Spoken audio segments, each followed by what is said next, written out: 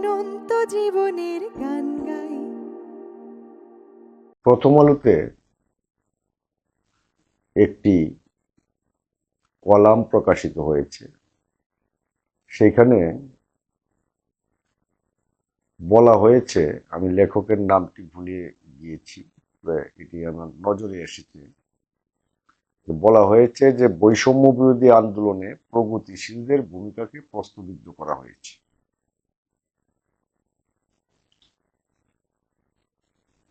এটার পরের দিন আবার জমশেদ আনোয়ার উদীচীর, তিনি সহ আরো 3 জন, মোট 4 জন প্রতিক্রিয়া জানিয়েছেন। সেটাও প্রথম আলোতে ছাপানো হয়েছে। এই বিষয়টা আসলে আমি কি দৃষ্টিতে দেখছি, এটা নিয়ে একটু ব্যাখ্যা করার প্রয়োজন অনুভব করছি। জাতীয় কমিউনিস্ট পার্টি প্রতিষ্ঠার পর পরবর্তীতে যখন পাকিস্তান কমিউনিস্ট পার্টি আসলো, আসার পরে চীনের প্রশ্নে বা বিভিন্ন আন্তর্জাতিক ইস্যুর প্রশ্নে কমিউনিস্ট পার্টি 2টা ভাগে ভাগ হয়ে গেল। আমি এত লম্বা আলোচনায় যাব না, শুধুমাত্র একটা বিষয়ে যাব, সেটা হচ্ছে এই 2টা যে ভাগ হয়েছে, একটি ছিল চীনপন্থী, একটি ছিল রুশপন্থী। যাই হোক, যে বিষয়টা সেটা হচ্ছে কমিউনিস্ট পার্টির মূল দর্শন হচ্ছে শ্রেণী সংগ্রাম।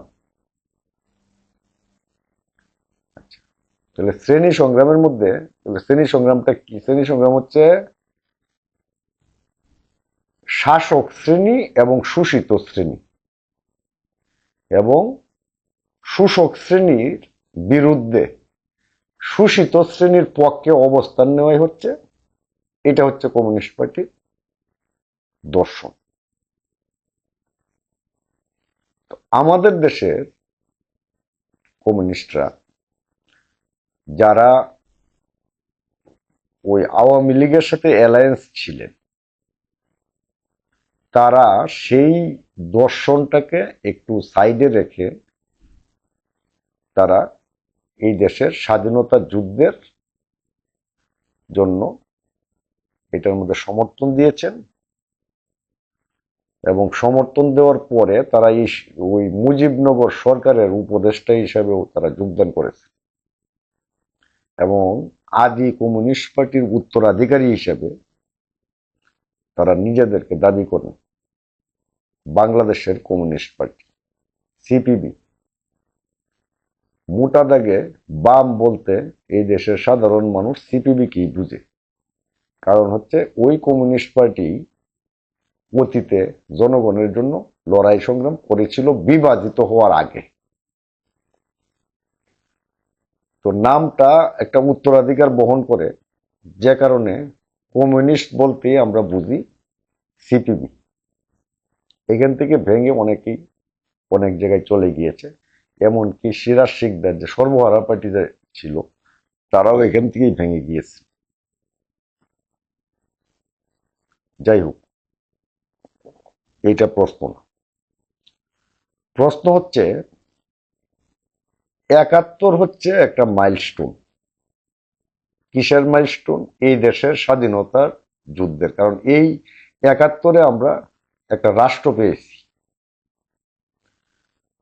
71-এ আমরা যেহেতু একটা রাষ্ট্র পেয়েছি, সুতরাং এই দেশের ইতিহাসের একটা মাইলস্টোন হচ্ছে 71। তো কমিউনিস্ট পার্টির লোকেরা, যাদেরকে আমরা সিপিবি বলি, তারা এই মাইলস্টোনটাকে প্রধান বিষয় হিসেবে দেখছেন।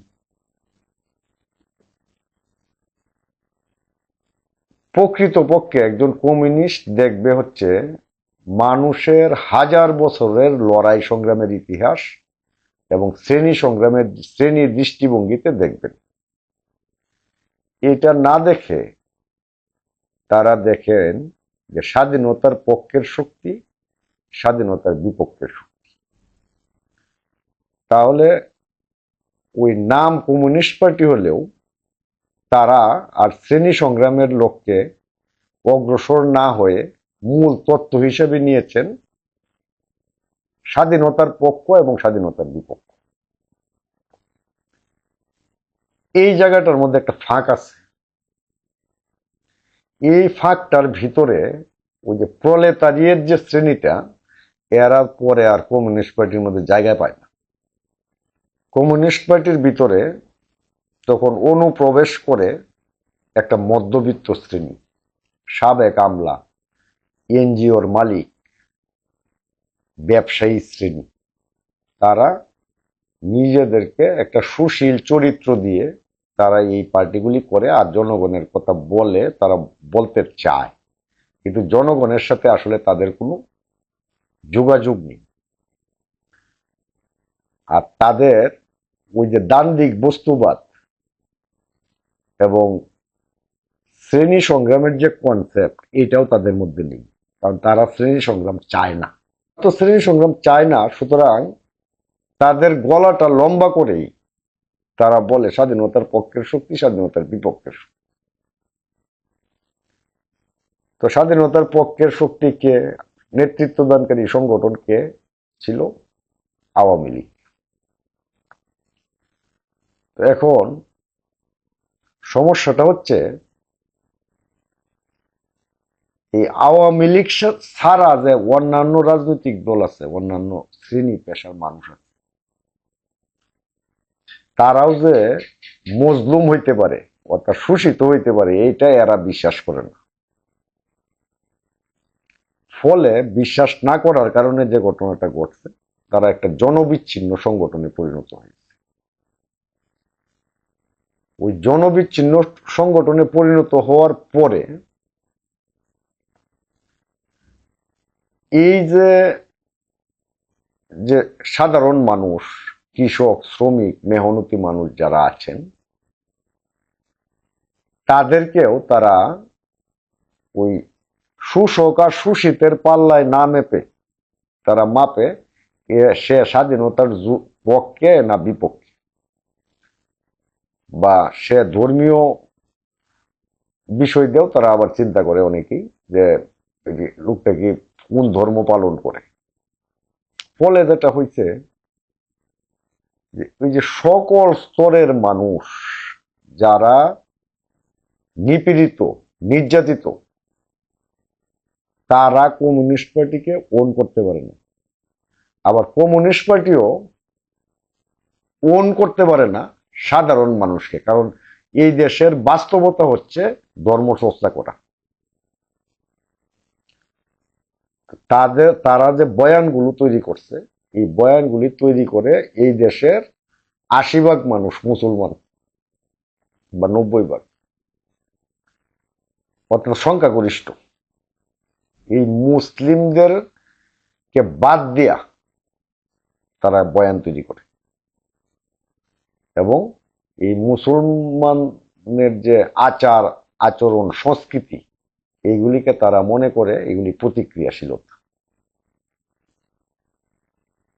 আর ওই মুসলিমদের আচার আচরণ পালন না করলেই সেটা প্রগতিশীলতা। এই যে মনে করা, এই যে সাংস্কৃতিক বয়ান তারা তৈরি করলো, তৈরি করার কারণে যে ঘটনাটা ঘটলো সেটা হইল ওই তারা আর মজলুমের পক্ষে দাঁড়াইতে পারল না।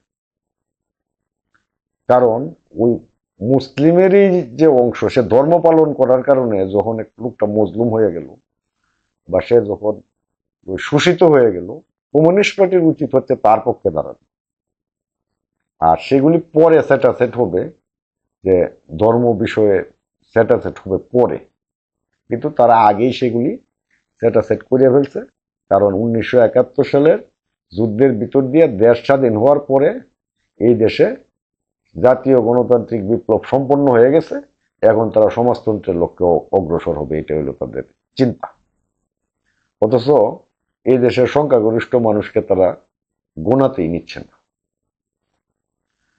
ফলে যে ঘটনাটা ঘটেছে, এদের কাউন্টার আর একটা সংস্কৃতি তৈরি হয়েছে, এবং এই যে কাউন্টার সংস্কৃতিটা তৈরি হয়েছে, তারা তো সংখ্যাগরিষ্ঠ, আর তারা কমিউনিস্ট পার্টির লোকজন যে সংস্কৃতিটা তৈরি করতে চাইছে, সেইখানে এদেরকে বাদ দেওয়ার কারণে তাদের এই সংস্কৃতির মধ্যে সামগ্রিক হয় নাই, সংস্কৃতিটা সামগ্রিক হয় নাই, একটা গ্যাপ হয়ে গেছে। কারণ সংখ্যাগরিষ্ঠ মানুষের সংস্কৃতিকে অস্বীকার করে কোনো অবস্থাতেই সামগ্রিক সংস্কৃতি তৈরি করা সম্ভব না। এটা কথায়, বইয়ে, লেখায় বলা যাবে, কিন্তু বাস্তবে কার্যকর করা যাবে না। প্রগতিশীলের কাজ কি? একজন প্রগতিশীলের কাজ হচ্ছে যেখানেই অন্যায় হবে, জুলুম হবে, নিপীড়ন হবে, সেখানেই তাকে দাঁড়াইতে হবে, তার পক্ষে দাঁড়াবে সে, জুলুমকারীর বিরুদ্ধে। এখন ধরেন বিগত আওয়ামী লীগ সরকার, তারা বিভিন্ন সময় টুপি দাড়িওয়ালা মানুষদেরকে জুলুম করছে।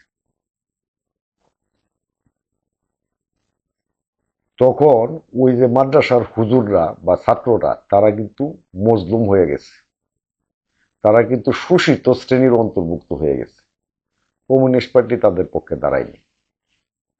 দাঁড়ায় নাই কেন? এটা দাঁড়াইতে গেলেই তারা মনে করছে যে এদের পক্ষে দাঁড়াইলেই ওই জামাতে ইসলাম হয়ে যাবে লোকজন, অর্থাৎ জামাতের পক্ষে চলে যাবে কথাগুলো। বিষয়টা এরকম না, এরকম না। কারণ হচ্ছে ওই যে কনসেপ্ট, আপনার যে দাঁড়িপাল্লা, আপনি যে মানদণ্ড, আপনি মানদণ্ড নিচ্ছেন স্বাধীনতার পক্ষ বিপক্ষ। আপনার মানদণ্ড হওয়া উচিত ছিল শোষণের পক্ষ বিপক্ষ, আপনি সেটা করেন নাই, আপনার শ্রেণী দৃষ্টিভঙ্গি নাই। এই জন্যই জনগণের সাথে আপনি কানেক্ট করতে পারেন নাই। আমি আরেকটু বলছি, আওয়ামী লীগ বলে যে স্বাধীনতার পক্ষের শক্তি, বিপক্ষের শক্তি, এটা তার একটা রাজনৈতিক দর্শন। এই বিষয়ে আমার কোনো আপত্তি নেই, কারণ সে তো আর কমিউনিস্ট পার্টি করে না। কিন্তু কমিউনিস্ট পার্টি কেন বলবে এই কথা? কমিউনিস্ট পার্টি তো বলবে হলো শ্রেণীর দৃষ্টিতে কথা। আবার যখন একজন ইসলামপন্থী রাজনীতিবিদ, সেও এটা নিয়ে কথা বলতে পারবেন, কারণ ইসলাম প্রতিষ্ঠিত হয়েছিল ন্যায় এবং সাম্যের জন্য। সেও জালেম এবং মজলুমের কনসেপ্ট নিয়ে কথা বলবে। সুতরাং কনসেপ্টের জায়গা থেকে কেউ আর কেউর জায়গায় নাই, এটাই হচ্ছে মূল সমস্যা। এইবার বৈষম্য বিরোধী আন্দোলনে যে ঘটনাটা ঘটছে, সিপিবি কমিউনিস্ট পার্টির একটা ক্ষুদ্র অংশ, উদীচীর একটা ক্ষুদ্র অংশ, তারা কিছু লোকজনকে অ্যালায়েন্স করে তারা দ্রোহযাত্রা করছে। দ্রোহযাত্রা করার কারণে তাদের কিছুটা অংশগ্রহণ সেখানে ছিল। আমি তাদেরকে ওই সময় বলতে শুনেছি যে যারা বিএনপি গেসার লোকজন, বিএনপির দালাল, যারা বিএনপির দালাল, তারা এই যে হাসিনার বিরুদ্ধে এখন আন্দোলন করতেছে। তো যারা এই কথা বলছেন, তারা কি, তারা কার দালাল? আপনারা আওয়ামী লীগের দালাল, আপনারা ভারতের দালাল। যাই হোক, এটা আরেকটা প্রসঙ্গ। এই ক্ষুদ্র অংশটার কারণেই আপনারা টিকে আছেন, কারণ যে ক্ষুদ্র অংশটা বৈষম্য বিরোধী আন্দোলনে অংশগ্রহণ করেছিল, তাদের জন্য আপনাদেরকে হাসিনার সাথে পলাইতে হইছে না, যারা আওয়ামী লীগকে সমর্থন করেছিলেন। না হলে ওই যে মসজিদের ইমাম সহজে পলাইছিল, আপনাদেরকেও পলাইতে হইত। এটা কি একবার ভাবেন? ভাবেন না। আপনাদের কারণে 5 তারিখের পরে এই দেশে বিভিন্ন ধরনের সমস্যা সৃষ্টি হয়েছে, আপনারা প্রতিরোধ করতে পারেন। কিরকম সমস্যা সৃষ্টি হয়েছে? এই দেশের কমিউনিস্ট প্রগতিশীলরা ছিল বলেই এই দেশের সবসময় দাঙ্গা হাঙ্গামা প্রতিহত করা হয়েছে এবং কমিউনিস্টরা জনগণকে সাথে নিয়ে এগুলি প্রতিহত করছে। এই দেশে কমিউনিস্টরা ছিল বললেই সংখ্যালঘুরা কোনো সময় নিরাপত্তাহীনতায় ভোগে না, কারণ কমিউনিস্টরা তাদের পাশে দাঁড়ায়। আপনারা একটা জালেম সরকারের পাশে নৈতিক সমর্থন দিয়েছেন, প্রতিবাদ করেন নাই, এই জন্য আপনারা নৈতিকভাবে দুর্বল। যে কারণে 5 তারিখের পরে যখন দলবদ্ধ হয়ে ভিন্নমত দমন করলো, মব সৃষ্টি করে লোকজন, কিছু মজলুম জালেমের ভূমিকায় অবতীর্ণ হইল, মাজার ভাঙলো, মাজারে হামলা হইল, আপনারা দাঁড়াইতে পারেননি, কারণ আপনারা মাজা হাসিনা ভেঙে দিয়েছে। এই দায় আপনাদেরকে নিতে হবে। আপনি কমিউনিস্ট, আপনি প্রগতিশীল, আপনি কেন একটা সরকারের সাফাই গিয়ে কথা বলবেন? আপনি মজলুমের পক্ষে কথা বলবেন। আপনি যেহেতু হাসিনার আমলে মজলুমের পক্ষে কথা বলতে পারেন নাই, এই জন্যই আজকে যারা মজলুম হচ্ছে তার পক্ষে আপনি কথা বলতে পারতেছেন, কারণ আপনার নৈতিকভাবে সেই ক্ষমতাটা এখন আর নাই। এটা আপনারা বুঝেন? না বুঝলে আর একটু ভালো করে চিন্তা করে দেখেন।